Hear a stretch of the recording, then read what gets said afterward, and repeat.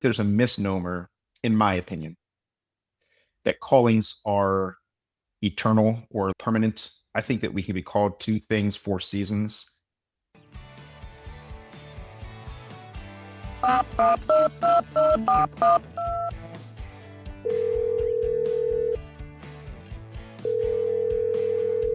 Hey, welcome into Caller ID, where life, career, and identity meet. I'm B. Davis Wells. Every week, we uncover the stories behind the titles and the identities that outlast them. Your work matters, but it doesn't define who you are. Let's answer the call. Every once in a while, you get to have a conversation with somebody you respect professionally, but also somebody you've walked alongside personally here on the podcast. And today's guest is one of those people. Miles Larson serves as the executive director of the Brethren Church. He's a husband, a leader, a pastor at heart, and also happens to be one of my closest friends. We went through seminary together mostly. We've had long conversations, though, about calling, leadership, faith, doubt, responsibility, and probably just as many about life, family, and trying to figure things out. What I appreciate most about Miles is that he doesn't just lead from a position, he leads from conviction, humility, and really a deep sense of calling that isn't necessarily something you achieve, but something that you respond to.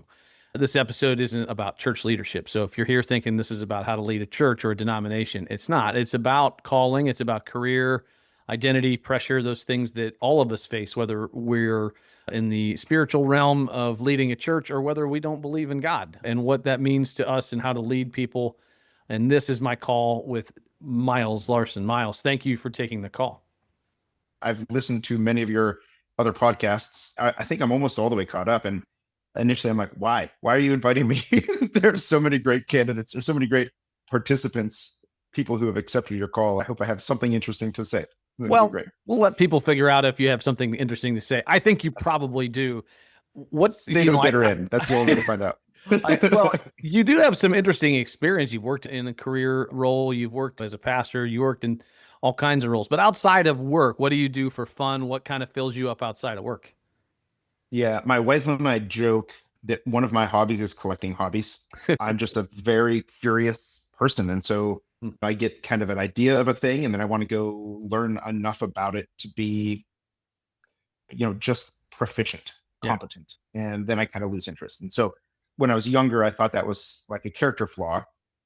Now I realize, I think that's just part of my wiring. I do a great way to express all of these things. I love taking pictures. I love traveling. I love baking and cooking, barbecue, any kind of culinary thing is really just fascinating to me, that you can take different sort of disparate ideas and flavors and put them together in a way that is something beautiful. I really love that. There's probably a metaphor and an analogy there, right, to life. Yeah, I think that's right. Traveling, I think, is wonderful. I like to pretend that I'm decent at sports. I used to be almost decent at sports. Now I'm just older and a little slower, but any kind of game I can play, I'll play. Backpacking, kayaking, fishing. There's a ton of things that woodworking, just anything that is honestly embodied movement, I think is really important to me. And some things that allow me to shut my brain off, at least in the ways that it typically functions, I think are restful. People that don't know you, if you meet somebody in a social situation and they ask the typical American question, what do you do for a living? How do you respond to that? So this just came up. My wife led a study abroad trip to Panama just a couple of weeks ago. And 2 weeks before that, I was in the class and they had us introduce ourselves and what's your name and what do you do? And I just kind of laughed. And it's like, I'll just tell you later because I don't know. I feel a little like I want to just give the quick answer of oh, I'm a pastor, but I'm not really a pastor anymore. And so then I'm like, I'm a nonprofit leader. And they're like, oh, what kind of nonprofit? It usually leads to a whole series of questions, which means that I should have just said, I'm the executive director of a Christian denomination. But somehow when I give that answer, they're like, oh, and then that just killed the conversation. Don't have a great answer. Yeah, they're like, that seems like. So your listeners, if they can give me any pointers on how to explain what it is I do, I will take them. But it is a little bit of an odd thing. When I was a pastor and I would say, yeah, I'm a pastor, that also kind of killed conversations with just, random Joe. And so I don't really know how to answer that question well. Was there, okay. It's complicated. I think a lot of people struggle with that answer. What was your first job? First job was, I think my very first job was picking strawberries at Gasper's Fruit Farms which was a great deal. My brother and I both got that as a summer job or whatever. And it was just acres and acres of strawberries. And my brother made money doing it. And I just ate strawberries for 6 hours a day. So I didn't make any money. The first job I made money, I think that the second thing I had done was I was a caterer. I worked at a catering hall for about 6 months. And then I kind of became the manager of that catering hall. I was 14 years old and had to do like the staffing and the scheduling. And I wasn't making food, but there's a little bit, I didn't realize that it was weird, but oftentimes brides and mothers of brides would come and ask who was in charge. And it'd be my little 6 hair mustache. And like, oh, it's me. And that's not, not a lot of mothers of brides want to have a 14-year-old in charge of the thing. Right. Not instilling confidence. I can't imagine I have a son who's 14 No. and he's a brilliant person, but I can't imagine like leading that sort of Yeah. thing. Yeah. And I think back on it and I'm like, sometimes I'm like, that's irresponsible of the owner of the company. But then I also am like, we got things done and it was, we somehow still had a lot of fun. No surprise when you're 14, you hire your friends to do things, but we hired friends that were responsible. And I'm sure I had some tutelage from other people kind of telling how to do that, but we did have a fun and we got things done. And there were very few crises in that process. Do you think? Yeah, I wouldn't trust a 14-year-old. What has carried over from that first job till, 30 plus years later, you think? I mean, you said it, right? You're gathering people, doing the job and still having fun and enjoying it. That has to have translated through. Yeah, I learned some things there, early in my time at that little catering hall. I was just telling people what to do and when they would ask why, my answer was, well, because I'm the boss. And by being the boss, that meant I had an extra quarter an hour. I made $4.50 an hour instead of $4.25. Big time. I had arrived. It was great. But that was my answer. And I had some people, some of my friends were like, that's a stupid answer. You need to have a better answer than that. And I think even that little nuanced, their pushback helped me to understand, oh yeah, I don't just want to be the guy who like that. I don't want that to be my answer. I want my answer to be, I need you to do this and have a reason, or I'll just do the crappy job. And so I think I'd made a pivot even then into some of those, not to turn it too spiritual too quickly, but like some of that servant leadership posture of just like, oh no, I'm going to do the crappy job because that's just what I think you earn respect and you earn trust and you earn standing with people if you're willing to do the bad job in the behind the scenes. There was washing the pots because there were just 100 pots and pans and it caked on spaghetti sauce and meat juices. And so I would just do that part and I would let the other people do the easier part. And I think for morale, man, the dividends from that were great. So I think that helped make it fun. But we had little fun things that we would do. But it is a great leadership sort of, not secret by any means, is to never assign a job to somebody that you're not willing to do yourself. Yeah.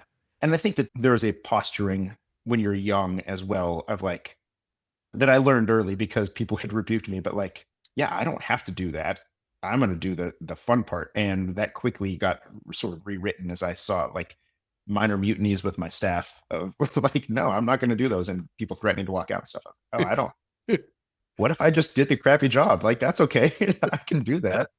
We're here until we're done anyway. So when you turned 18 and you look back now to 18-year-old Miles and you say, this is what you're going to be serving in. You're going to work in a career center. You're going to be a pastor. You're going to work in some admission. Like you've done a variety of things. Could you ever have envisioned at 18 your career arc looking like it has? No, so I grew up in a little town in northeastern Ohio, town of like maybe 1,000 people. So just scope of a breadth of understanding of what jobs were there. I didn't know that this was a career. I didn't know that college had staff members to do work. I thought you were either a doctor, lawyer, or teacher. Lawyers to 18-year-old Miles seemed skeezy. I'm not a science guy, so that left me as teacher. I was going to be a high school English or history teacher. Wasn't even really a person of faith at 18. Didn't know it until I was 20 that I wasn't a person of faith. Just kind of grew up assuming, again, in northeastern rural Ohio, there's not like a mosque to choose from. You're either a Christian or you're nothing. Yeah. And so I didn't, and especially in 1997, I didn't really think about ministry as a career path or leading people or anything. I just was, I'll go to college. I'll come back to North Lima, Ohio, teach at South Range, be a Raider for life, South Range Raiders, everybody. Yeah, that was the limit of what I could have imagined. Then getting to college, obviously, like most people, that kind of opens your mind to different occupations and different careers. And I studied abroad, and I really did sort of expand my purview of what was out there. But even graduating, I had no plans. I was an English, religion, and philosophy major. And before I met my now wife, the plan was, this is ridiculous. I haven't really told this story to a lot of people, but part of my plan was to go and just find kind of the worst jobs imaginable, each for like a year, and just see if I could find joy even in really like meager and hard scenarios. So I was I'm gonna work in a railway yard in Nebraska, and I'm gonna be a garbage man in New York City, and I'm gonna like just these jobs that are like hard and lonely and just seemed like austere and cold. And this is towards the end of college. You're thinking of doing this, right? Do you think the Yeah. philosophy led you towards Oh, that sort of? yeah, yeah, yeah. I took some philosophies, kind of hook, line, and sinker. I remember when we were studying Stoicism, a buddy of mine and we're like, this is it. If we just live a meager existence, we can't be hurt. And so I literally, Which this is really, so dumb. it's truthfully a misunderstanding of Stoicism, though, Yeah. right? Oh, for sure. Yeah. Yeah. And so I took my mattress off my bed and I just slept on the floor and would only eat foods without flavor. I'm grateful that I have a degree in philosophy. It taught me to read and think and write and be somewhat articulate. I'm deeply grateful for it. But when you get sort of too deep into it, there were some significant life pivots that I had made. I was like, okay, so if I can find joy in behind the Iron Curtain, communist Russia kind of environments, then joy and happiness is something existent, and wasn't really a believer in Christ at the time. So I was just thinking, can I find it everywhere? And if I can, maybe it's something internal. And so there's a whole list of There's an arc to that. neuroses Sure. probably developed. Yeah. Yeah. So coming out of college, what did you end up doing? So I You didn't work on a graduated. railway, or you didn't work on a railway, or No, I did none of those things. My last semester, I started dating the woman who's now my wife, who was a person of deep faith and didn't want to move to Nebraska and start driving railroad ties. So moved back home, lived in like the greater Youngstown metropolitan area. And I love that you laughed at Starbucks at the greater. in college, I would tell people I was from Youngstown. They're like, ooh, I'm like, wow, not actually. I'm from the opposite of Youngstown. It's just close to Youngstown. Moved home, worked a couple of odd jobs, worked as a barista, installed carpet, those kinds of things. I think I did a little bit more concessioneering, and then applied to be a resident director back at Ashland University. As an undergrad, I did some residence life stuff and some student affairs, a lot of community service and those sorts of things. The vortex sucked you back in. The Ashland. It did. Yeah. And it developed great relationships there, was happy to go back. It was a 10-month contract. So worked during the year, ran a couple residence halls, and I had some sort of ancillary assignments. I did that for a year, and then I went and got a master's degree in higher ed administration, thinking, wow, I really like this. I like this age group. I like what happens to the person's mind at college and how it can expand you and increase your sort of understanding of the world in ways that you can't do if you just kind of stay locked and loaded where you are. And then did a brief stint in career development at Kenyon College, just south of Ashland, and just found myself not satisfied there, and then made another pivot down the road into more ministry type things. When you were working in a career service, in the career services, what was that like? What did you learn about career doing that? What did you, now looking back, what were you getting wrong maybe? Yeah. There was a push early in my time as an RD to make a decision. They didn't want me to just be, getting free room and board and a couple $1,000s a year to wait, which I would have been perfectly comfortable to do. And so there's kind of a forcing of my hand into higher ed, and it felt good enough. Looking back, if I had taken more time, I may have gone in a different direction. But while I was serving in career development, Kenyon College is a very selective liberal arts school with just brilliant kids, many of whom come from some means and status. And my responsibility was primarily first year students to get them to not do what their parents wanted them to do, but to follow their heart and their passions and those sorts of things. Your ikigai kind of thing. Thank you. Yeah, you're welcome. Shout out ikigai. I'm now Mr. So Ikigai, apparently. Yeah. yeah, yeah, that's right. And I remember having a lot of conversations with these really brilliant 18-year-olds about writing resumes and cover letters and how to dress for an interview and mock interviews and all those things, which are fine. And they would often push back and be like, "Oh, is this what you're passionate about, Mr. Larson? Do you love resumes and cover letters?" I was like, "No, I don't." "Do you love internships and networking events?" I was like, "No, I really don't." And so they would push, and I would often just be like, "Look, this isn't about me. This is about you. Leave me alone." But it happened frequently enough, and a series of other events going on in my life made me really sit down and think about, what do I want to do as a 28-year-old, 27-year-old? Yeah. Honestly, this is a thing that I think is in many of the podcast guests that you've had so far, even. I think there's a misnomer, in my opinion, that callings are eternal or like permanent. I think that we can be called to things for seasons. And I think that God can use us kind of in whatever circumstance we're in. But I don't think I will be pastor forever. I don't think I will be executive director of the Brethren Church forever. I would imagine that there will be multiple additional pivots in my life just because of curiosity and interest and ADD or whatever it is. But I think that there is a sense of like, for the time that I was called into higher ed, I think I got it right. I think that's what I was supposed to be doing then. But what I didn't do is just say, well, I mean, I got a master's degree. I guess I have to do this for the next 40 years. It's interesting. That I don't know about you, but for me, there are things I look back on and say, sometimes nostalgically, memory editing, and only remembering the good things about something. Sometimes I feel this call back towards things, or like, boy, those were the good old days when I was doing that. But like Andy Bernard says, we don't know they're the good old days when they are, and there's a reason for that, right? Because they really aren't. Yeah. Yeah, I think that that's much of what my time in higher ed was. It was good work. It was important work. It wasn't necessarily the best fit for me. Just wasn't the best fit or application of my time in higher ed. There are other things in higher ed that probably would have been better for me than career stuff. Again, as a guy who's like, calling isn't permanent, and I'm 27 and still thinking about it. And then I'm 35 and still thinking about it. And now I'm 48 or whatever, at 47. I don't want to add a year, 47 and still thinking about it. Like, there are probably other applications in higher that would have had a longer shelf life. But I really think that the Spirit moved in very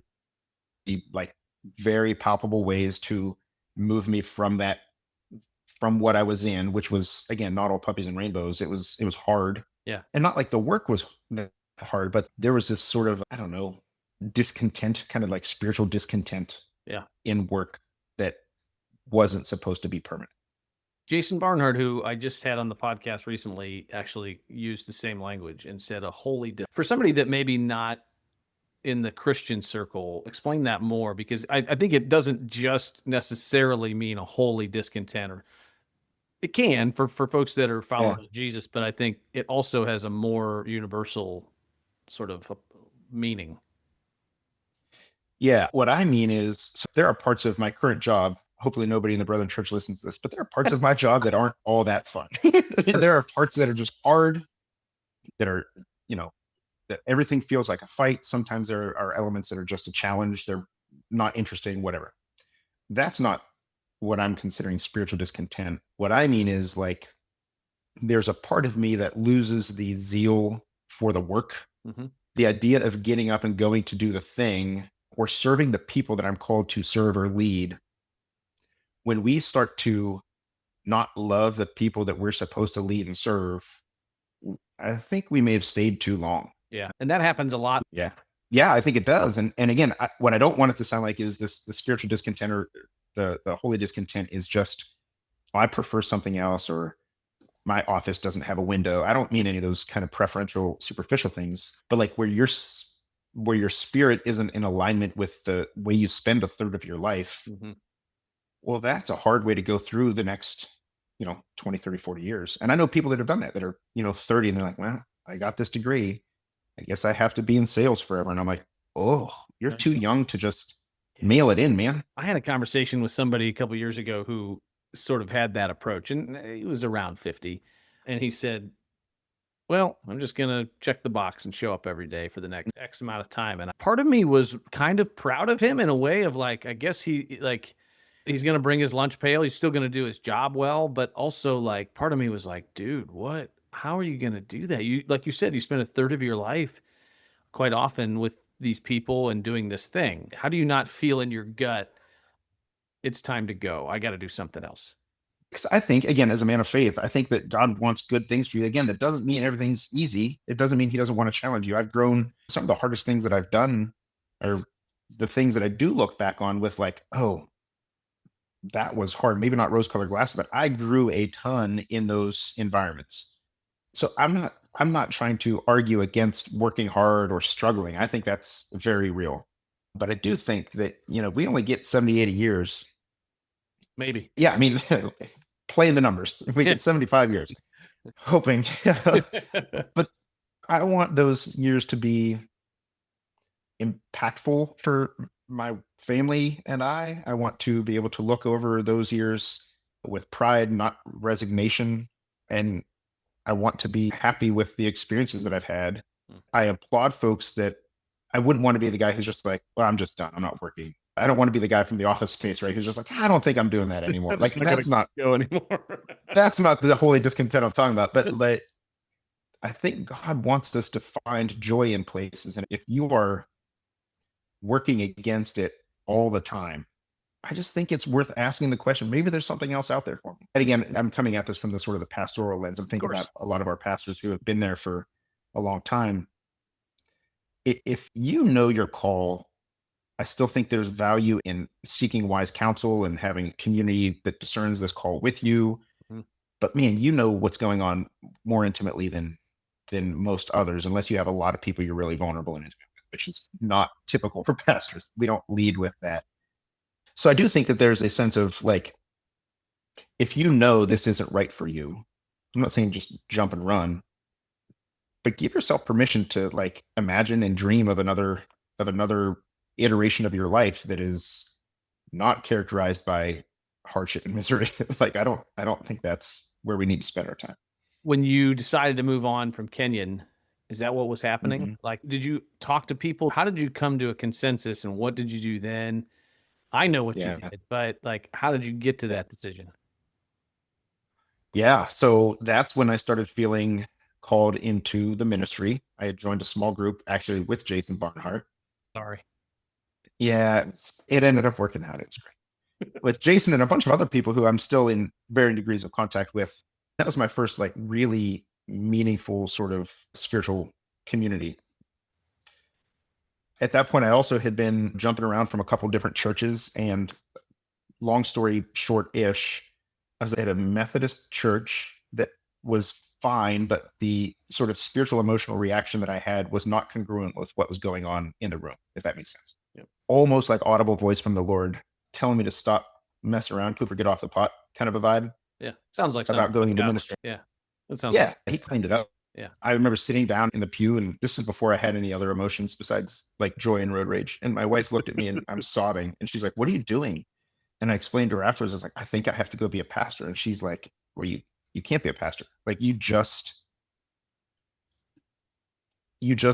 got another master's degree in something else. We just paid for that, just straight cash on me. Like we just took out loans." And she's like, that doesn't make any, we can't. I was like, yeah, but also Jesus, I think, and so she also had some hesitations because her grandfather was a pastor, and kind of in that old model of like, that means he's the groundskeeper and he's the one who does the painting and writes the bills. He plays the like organ and leads Sunday school. Right. Yeah. She has to be the children's minister. Yeah. I was like, oh, well, we're not, So we kind of sat on it, not for very long. I had applied at Ashland Seminary at that point. And my wife and I don't necessarily recommend this, but it worked for us. We had said, hey, Jesus, if this is real, you need to pay for half of seminary. You kind of put a 20%, put a fleece out, basically. Yeah, to go Old exactly Testament, right. That's exactly right. You're like, yeah, I'm putting this outside. If it's wet, this is dry. If we only did it once, we were like, okay, now you have to pay another half. Not just a big scholarship, but you have to pay for half. I had gotten accepted. It wasn't going to work timing wise because again, I was still at Kenyon, and the way the seminary worked, at least then, was you had to be there all day Tuesday, and I wasn't going to be able to make the schedule work. And then within just a couple of weeks, the recruitment director there called me and was like, "Hey, we have a 50% scholarship. If you want to apply for it, you're a perfect candidate." I was like, "Uh-oh." So I applied and I got it. And then we just had this other obstacle of the timing. And the recruitment director at the time also called and was like, "Hey, I have a job opening that's 30 hours a week. You'd be a student recruiter, perfect candidate, but I need to move on it quickly." So I interviewed, and the two obstacles had kind of come out of the way. Between that and talking with other people, a new pastor in my life at the time just asked me sort of on a whim, "Have you ever thought about ministry?" And he'd only seen me like 2 or 3 times. I was like, "I had spent the last 3 years thinking about ministry. Who do you think you are?" Yeah, how dare you? And he and I had a great conversation. Some of the best advice I had ever gotten was from him on this matter. He asked what was stopping me. And I said, "Well, I just can't picture myself," going back to what we talked about before, "I can't picture myself being a pastor of a church for the next 30 years. And he's like, "That's stupid." He's like, God is asking you to be obedient in the next step, Yeah. not the 30th step. Yeah. And he's like, "What is God asking next?" And I was like, "Wow, probably to apply." And if he says, "Okay," and then if you apply and you don't want to do it, you can get out. Like this, nothing is permanent.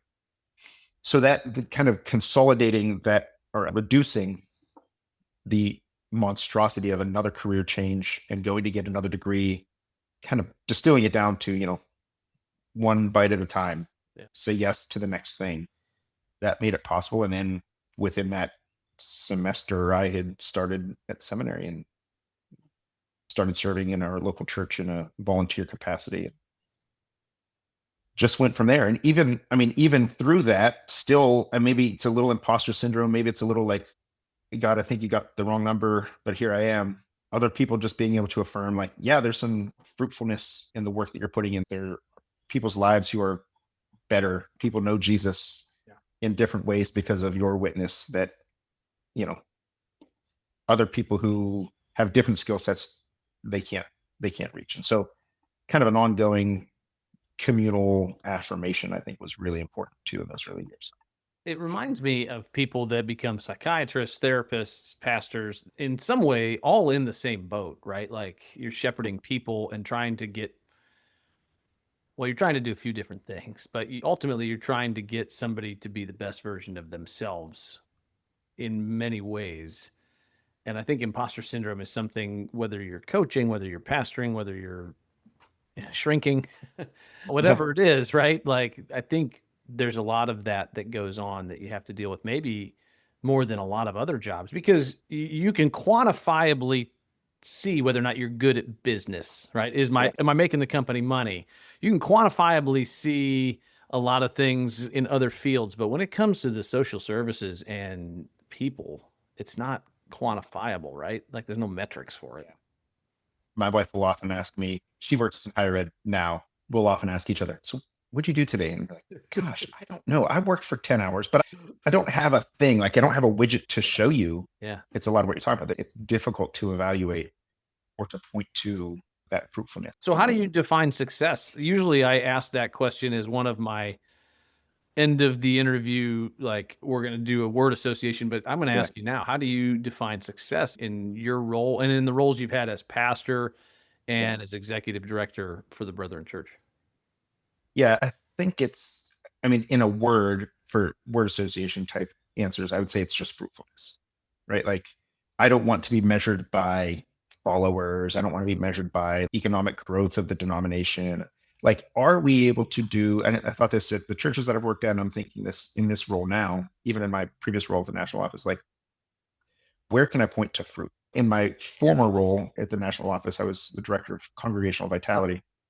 I can point to a handful of people who I think are still in ministry because our lives were able to rub up against one another in important times. And we were able to either help them find resources or help them find a sabbatical or say hard things to them or say encouraging things to them. And so like that is all fruit that's produced from I think time in the word, spending time with the Spirit, and again, courageously being obedient in the next thing. So that's what I think it's about, is fruit, even if it's just a couple grapes here and there. That's the only way I can measure success because I don't have widgets to count. I just think have lives that look different. you, like me, have never stayed in a place for more than 5, 6, 7 years, right? There's something Mhm. about some of us that's a thing, right? Where we feel like, whether it's ADD, ADHD, or whether it's just, which part of the Enneagram you are, or just the way you're wired. Do you think there's anything wrong with that? I think it depends on why. I think if you're constantly running away from a thing, there's probably deeper spiritual, psychological, emotional work to be done. But I think if you are running towards things, that's different. Say more, because I think that resonates. Yeah. So I think if you're running away from a thing, it's, I get bored with this thing, or, ooh, it's just starting to get hard, or, oh my gosh, my board has changed and now I have all these people. I don't want to deal with them. If that becomes the pattern that you just don't want to do the hard thing, that's probably not great. That's where I think like probably more work to do emotionally, spiritually. But if you are doing, I think that it's a little hard to say this for in pastoral ministry, because I do think that there is an expectation of longevity from the people and just from the nature of the position and those sorts of things. And I think some of that depends on how you pastor, what systems you put in place, how you train other people up. What situation you're walking into. I mean, it's the same thing as a Mhm. coach. Like I walked into different programs where I had to rebuild. I've walked into different programs where there was no program, where you have to build, period. And I've walked into ones that were already doing pretty well. And it's a different context, right? Yeah. And I think different wirings, right? Like I think that in our movement, we have some pastors that have been around for 2, 3 decades, 4 decades in the same place and largely have served their people well. Mhm. I think if the executive director of the Brethren Church contract was 25 years, there's just no way I would have been able to sign it. That's a half a Lifetime lifetime. contract is not happening, right? Yeah, no, that's not a thing. And I think it's okay, right? Like there are, even in the scriptures, Paul didn't stay in the same place. Jesus didn't stay in the same place. There are people who did, Yeah. but they bounced around. They served where they needed to serve. And I think there's some people who can do that. And I think there's some people that can't, in the same way that there are some people who can stay in a job for 30, 40 years. Mhm. And there are some that can't been Oh, in that spot. yeah. I like the language of not running from, but maybe moving towards or running to something different. And that's a little bit different. Was there a moment when in your career where you were like, everything clicked and you felt like, man, this is it. I'm going to be like, I feel like I've got this figured out. And what does that do to you? Is that when you start thinking, okay, what's next? So it's, I don't know that there's been a moment where it's like clicked and I'm like, I'll divide the statement in half. There have been moments where I'm like, oh, it clicked. And I think I figured that out.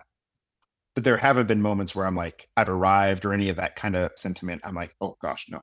I think I always kind of take the moment captive and I'm like, things are really good right now.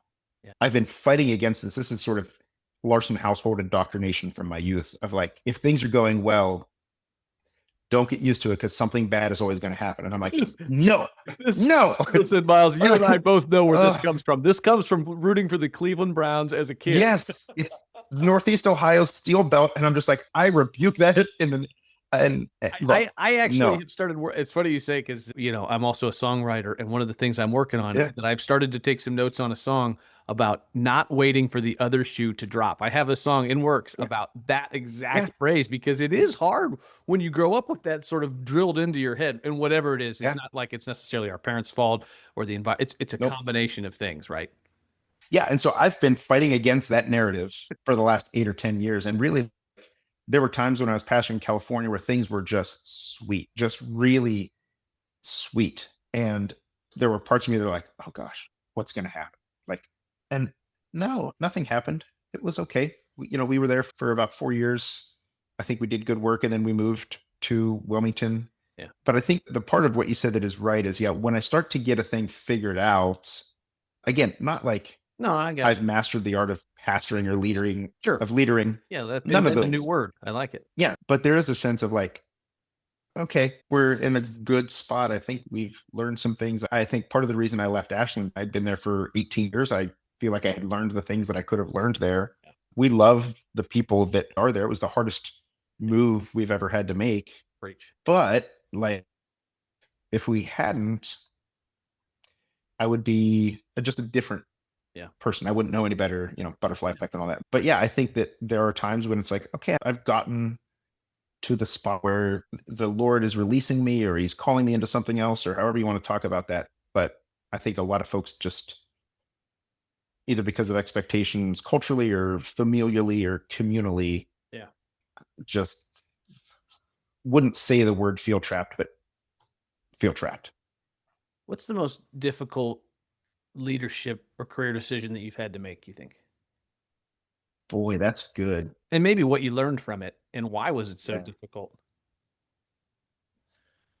Yeah. I mean, I like your revisionist history lens here because I think the move from Ashland to California was the hardest, but it seems like the least hard because it's the furthest away. That was 10 years ago now.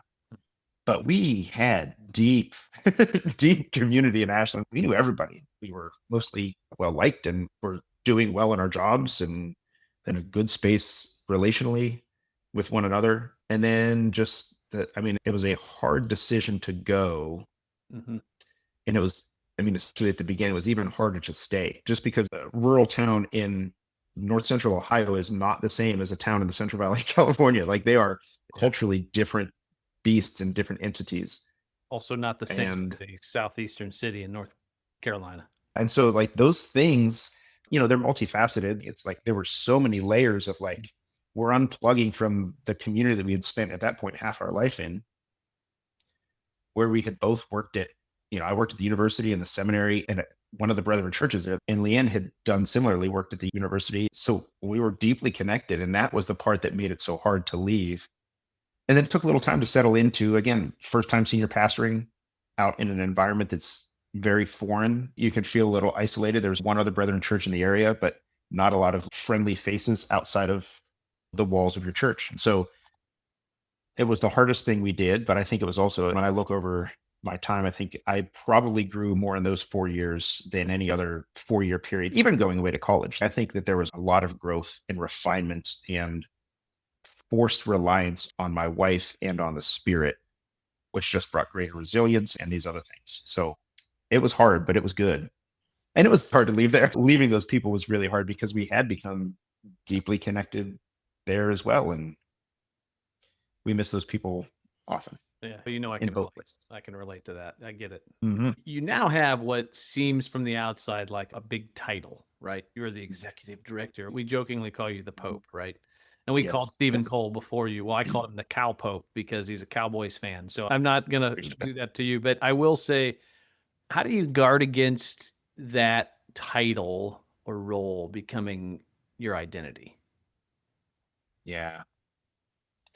I think it helps. There are a couple of things that help. One, just the nature of the Brethren Church, I don't think lends itself to inflated ego.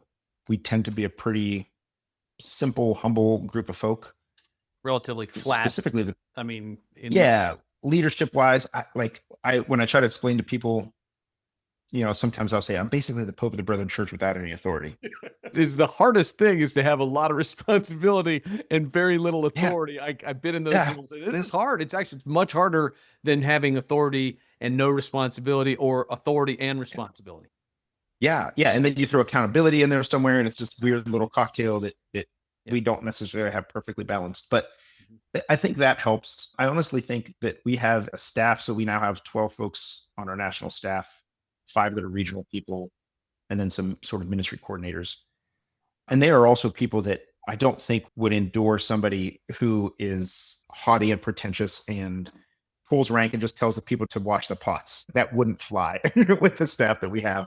And none of them take themselves too seriously either. I think that's why we have pretty deep trust for one another. So I think those things, I'm also just not one to connect my identity to my work. I think there is a close relationship. Like I want to serve the kingdom well, and this position allows me to do that. And when I was at Northgate, I would joke all the time. It's like, look, you guys I just get paid to do what we're all supposed to do as a pastor. Like we're all just supposed to be pointing to Jesus, and celebrating Jesus, and worshiping and teaching and loving and all these things. So that's kind of the same in this role. Is like I am just blessed to be able to get paid to do some challenging work. It's not just singing Kumbaya around the campfire. There's some hard things that we're trying to figure out. I do think that there's those elements, and then there's just I think honestly my kind of humble upbringing. He didn't come from any means to speak of. First generational college student, right? My dad went, Oh, but he was the only one. okay. I think in his litter, and I don't think my mom's siblings went either. Some military family, but mostly like mill workers, factory folk. Most of us kind of blue collar. Most of us raised in Northeast Ohio, definitely Yeah. with that sense of, grandpa worked for Ford on the assembly line. Don't get too big for your britches, or whatever, phrase you want to use that we grew. So I don't think there's a lot of ego. And I think insofar as identity sort of creeping into title, I think I have you've heard me say this before, but I have enough self-awareness roller coaster rides that I can't get away with that. And by that, I mean, like, there are times when I wake up and I'm like, oh, dear Lord, I should absolutely be the president of the United States. Do you know how awesome I am?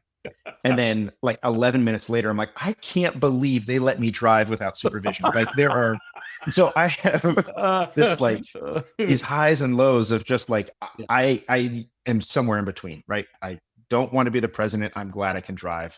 People can trust me. I'm glad that you're able to say that, because I think everybody feels exactly what you're talking about, that sometimes it's like, if I had just ran Costco, this is how I would set it up. Or if I had designed the city of Wilmington in the streets, or I would have done it. I could have done it so much better. And then the next day it's like, maybe the next minute, it's like, I shouldn't leave my house. Yeah.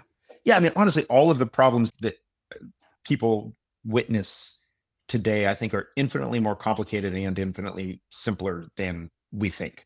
Like, it's all hard. Like, leading people is hard. Building cities is hard. Running a team is hard. Organizing a produce section of a grocery store is probably hard.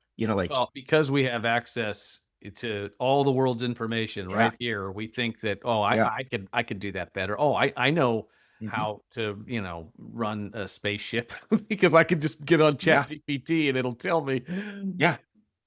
When we talk about some things that are frustrating, what brings out that inner Larry David in you, the curb your enthusiasm about maybe your current role, or role you've had just in general? Like, what sort of thing does that to you? Yeah, cynicism is just crippling for me. If it's like well-reasoned or data supported. Skepticism is different than cynicism. I was going to say skepticism. If it's that, okay, I'll hear it. Yeah. But just the blind rejection of a new idea or even an old idea, man, that's hard for me to abide.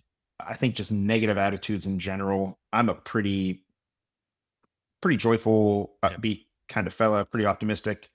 And when I surround myself with people that aren't, I don't have a lot of tolerance. Not like I'm going to blow them up, but like, man, that just weighs on me. That's hard to sit in that sort of skeptical or cynical stew is unpleasant.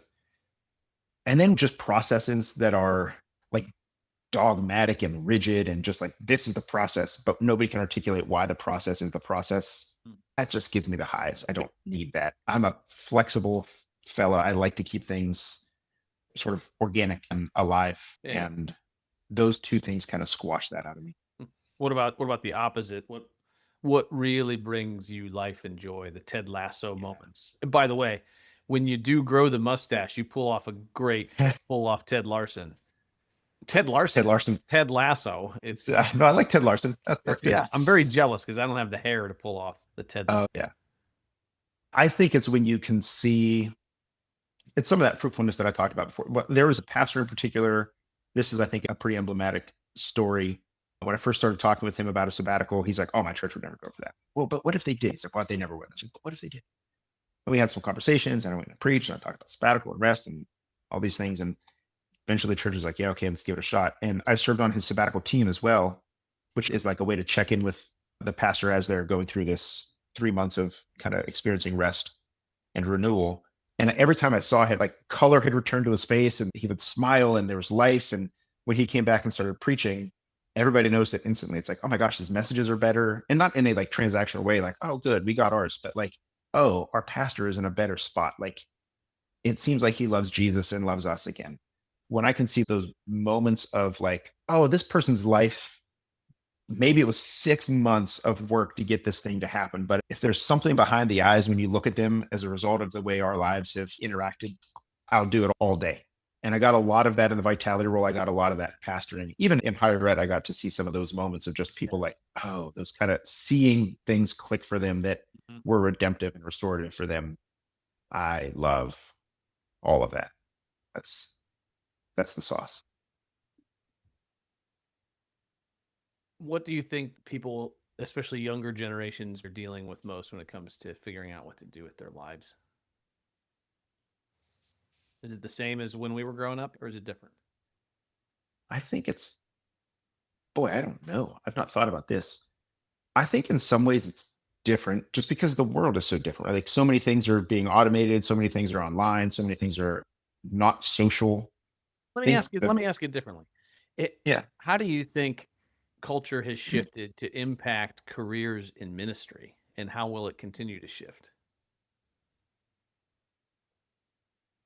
Yeah. So careers in ministry, I think this isn't headline news to those paying attention, but I really think I mean, even when you and I were in seminary in 09, 10, Yeah. our professors were like, if you're expecting to just get paid to be a pastor from 2011 until you retire, have a backup plan. More and more churches are smaller and smaller, and people tithe with less frequency, and it takes more tithers to sustain a full-time pastor, buildings and men. So there's a big push towards bivocational ministry, which I think, in our circles, we've talked about what are ways that we could partner, theoretically at least, with people to get some skill besides just preaching and And pastoring. for people outside of the Christian world, bivocational is not something that they hear very often, but it really just means spend some time pastoring, and maybe you spend some time as a junior high teacher, or Yeah. whatever the combination is. You're driving a school bus and you're pastoring a church.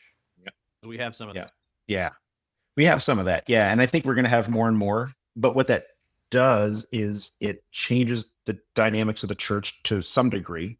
You don't have a pastor that's available 75 hours a week, not because he or she doesn't care about what's going on in your life, but they've got a job. They can't leave their job at Big Lots and pick your mom up from the airport. Like that's just a different thing now. So that's going to change things in ministry. I can't quite get my head around all the implications of AI and those sorts of things, but I know that's both terrifying and encouraging for a lot of folks, not the same folks. Generally, you pick a camp. Yeah. I think that's going to have some significant impacts. And to the point of young folks, I think struggling with social settings more and more because of their living in a digital world and not a physical world.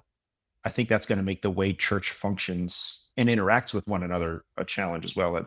Thinking about The Anxious Generation by Jonathan Haidt. Yeah. He talks a lot about this sort of migration to the digital playground. And I can see that in some of my friends' kids, I think are not the well-adjusted, socially adept human that I was at 14. And I think that that's going to make church look different. At the same time, I do think that a thing that gives me hope about young folks is that, like is typical, they haven't been jaded by things yet. They still dream about stuff. They still have hope. They still want to see the world improve. And I think a lot of our older folks have just kind of resigned themselves to the fact that, like, well, we are. And I'm like, oh, gross. So I think all that has impacts in various ways. When your time in this role is done, what do you want your legacy to be? Yeah, I think that I've said, so this is a little bit canned, but I've said that I want my time in this role to focus on defining a few key terms. We just use terms kind of indiscriminately and inconsistently. And I think that if we're going to paint a picture of the church being fruitful in 2050, we all have to be on the same page. So we need to redefine some things. There's a season of rebuilding trust, not just our office and the denomination, but between humans and the church. Like we haven't always done. And that's not as not the just church. Denominationally. That's Big C Church, Oh, like the Catholic Church. yeah. Everybody. Yeah. We've made some missteps. And so I would love to, the little corner that I have some control over, I would love us to have kind of rebuilt some trust with our local communities. I just want us to be a people that habituate joyfulness. I think that the gospel is the good news. We are in the business of the gospel, which means we ought to be in the business of good news. And so often we just get caught up in the heaviness and the dirginess of our faith that makes me sad. I think that the good news ought to be celebrated. When you go to an Easter service and everybody's sad, it's like, no, that was Friday. Today is Easter. Like, there's good things. Yeah. The tomb is empty. So I would love us to make a pivot to sort of reclaim some of that joyfulness that I'm sure is a part of us historically. But I think in light of the cultural, socio-political context that we live in today, it's hard to come by and hard to find. Man, if I could just add a few smiles to our faces in my time here, I think that would be rich. And some of that is, building systems and building teams and creating vision and executing. But if at the end of the day, it's people's experience of the church and people's experience of Jesus is enhanced and enriched, huzzah, like that would be a delight. All right, word association. Got it. I already asked you success. Mm-hmm. Failure. Okay. Like, it's okay. Do you want me to say more, or do you want just I'm just looking at your face. You got more to say? I think, like, go for it. Brandon, I'm a preacher. Failure is okay. I think some people are like, it's the only time I learn. I'm like, I don't know about that. I learn a lot from things that I've done well too. So, but it's not a thing to be feared. I think you want to be calculated and try not to fail. Like, you want to do well and you want to succeed. You want to produce fruit. So, like, it's okay. It happens. It's okay.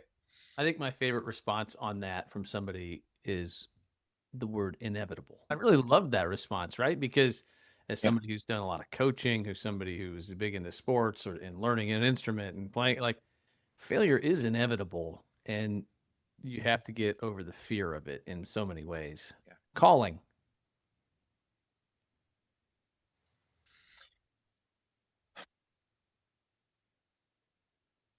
Temporary.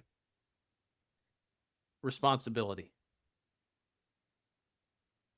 Like, part of me is just like, yeah, those things. That's probably not my actual answer. Responsibility. Boy, that's good. I have like 7 things that don't make sense without the other. Character building, I would say. Yeah. I think I always default to privilege. It's a privilege to have responsibility, right? I mean, when you're given responsibility, it is a privilege, but it's difficult.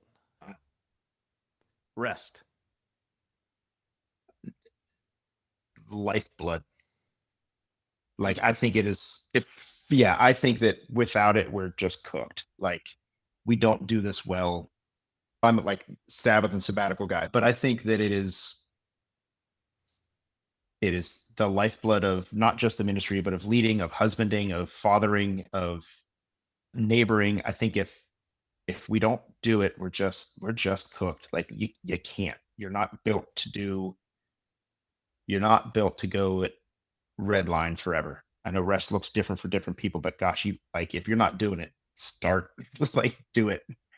You got to do it. And I think I misspoke. You wrote a book on sabbatical. Yes. Sabbath. So I want to make sure. Last one, identity.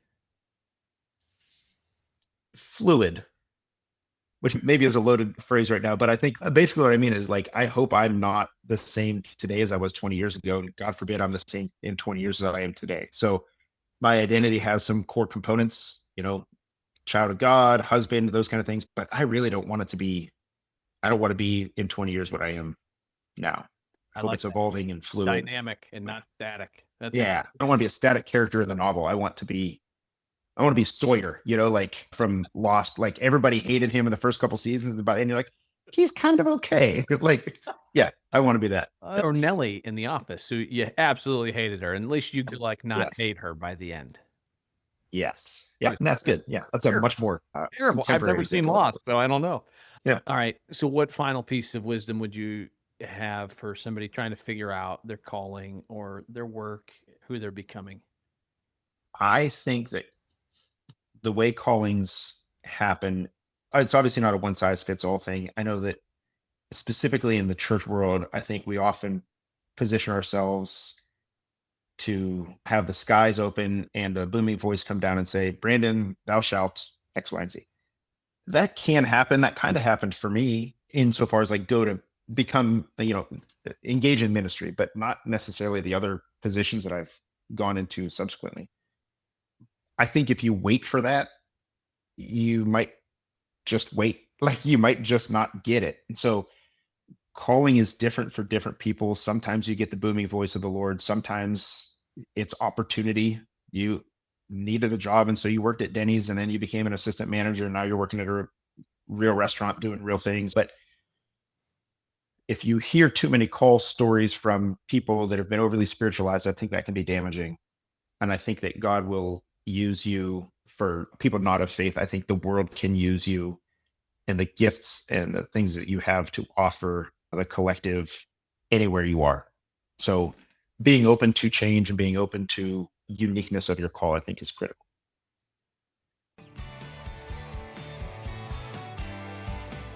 Thanks for listening to Caller ID. If today's conversation connected with you, follow the show and share this episode with someone who needs to hear it. Find more at daviswells.com. Your work matters, but it does not define who you are. Thanks for taking the call.